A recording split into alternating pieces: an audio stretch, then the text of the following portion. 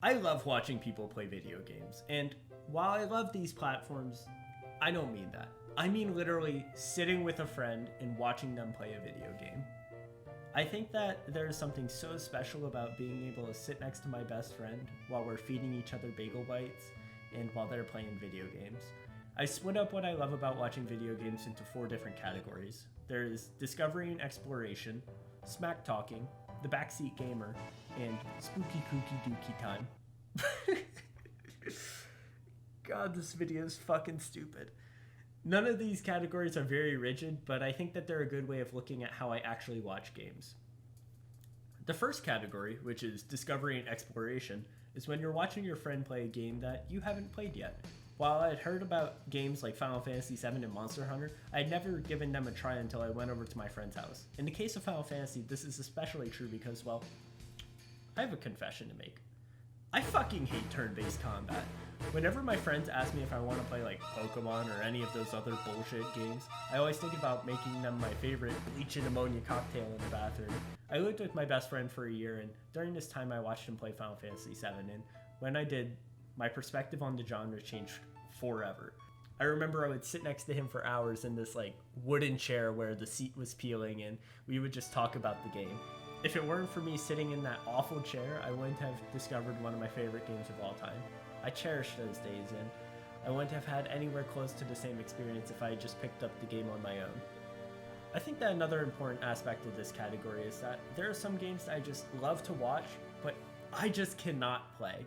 I can watch my friend play Monster Hunter for hours, but the second that I try and pick it up, I'm always like, what the fuck? Why hasn't this monster died yet?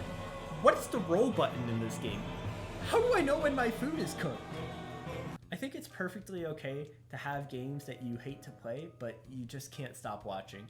Another example of this is like the beat 'em up or the dungeon crawler genre. I have no interest in these games, but watching my friend do a 700 hit combo with his hair on some wheel enemies in Bayonetta is just really satisfying to watch. This category also applies to games like League of Legends, CSGO, and pretty much any fighting game. When I play these games, they all make me feel awful because some snotty ass 12-year-old is beating my dick in and telling me that they slept with my mom last night. On the other hand, when I watch someone else play these games, I lose all desire to suplex that little shit on the other side of the world because his mean words don't apply to me anymore. If my friend also sucks at the game though, then this is where the smack talking category comes in. Instead of that piece of shit 12-year-old insulting my friend, it's my sorry ass reminding them that they're eating these flash kicks like a Christmas dinner. Watching someone else lose is way less frustrating than getting your own ass beat, and I think that that's what I love about shit talking my friends. Even though it may seem like I'm being a dick to my friends, I don't really think I am. I think it's more for just like comedic relief. One moment in particular that I fondly remember is when I was watching my friend play Final Fantasy VII, he got turned into a toad like 10 times in a row, and for the rest of the playthrough I would call him a stinky toad. I feel like this is one of the best ways that I've grown closer to my friends, and for some reason telling them that they're gonna get fucked by this giant worm that they just aggroed just makes the experience less painful.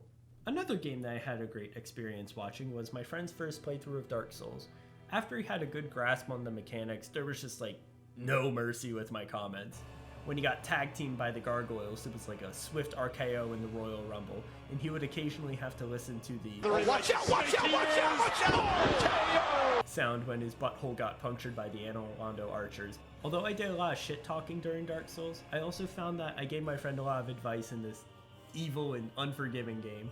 I feel like the term backseat gaming has a negative connotation behind it.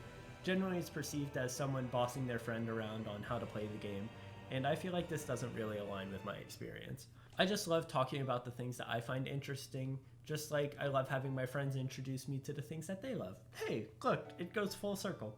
Watching my friend's first experience of Dark Souls was a really special experience for me because I'll never have my first playthrough of Dark Souls again. Dark Souls in particular is such a beautiful game that I think only gets more beautiful the more I know about it, and I love to share that knowledge with my friends. Showing him the chapels that Anor Londo is based off of, or pointing out the little details in the game like how Smo's hammer is actually just a giant flower. These are the things that I love and that I feel that they enhance the gameplay. It also feels nice to be a helping hand with some of the more difficult mechanics in the game, like scaling or stat allocation. I don't know about you, but this is a complete Destruction Derby raw shit show of a menu screen. And tons of information on here doesn't make any fucking sense at all. Like, what the fuck is the difference between slash and blunt defense? And also, why are there so many numbers on the screen? As much as I love Dark Souls, this screen makes me kind of want to shove sharp objects into my eyeballs. On top of this, while I don't want to tell my friend how to play the game, I think it's okay to tell them not to waste their time or stats on worthless shit like resistance and dexterity. Also, if I wasn't watching my friend play Dark Souls, I wouldn't have gotten to see him experience this.